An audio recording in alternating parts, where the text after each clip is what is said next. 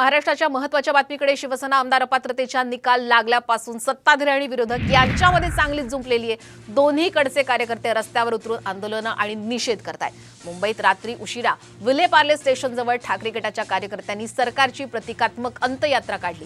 यावेळी जोरदार घोषणाबाजी सुद्धा करण्यात आली। तिकडे कल्याणमध्ये भाजपनं सत्य परेशान हो सकता है पराजित नहीं असे बॅनर लावत ठाकरे गटाला डिवचलंय।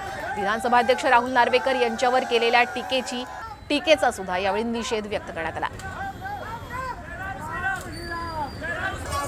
तर अपात्रतेच्या निकालावरून आता ठाकरे गट आणि शिंदे गट या दोघांमध्ये जुंपल्याचं आपण पाहतोय।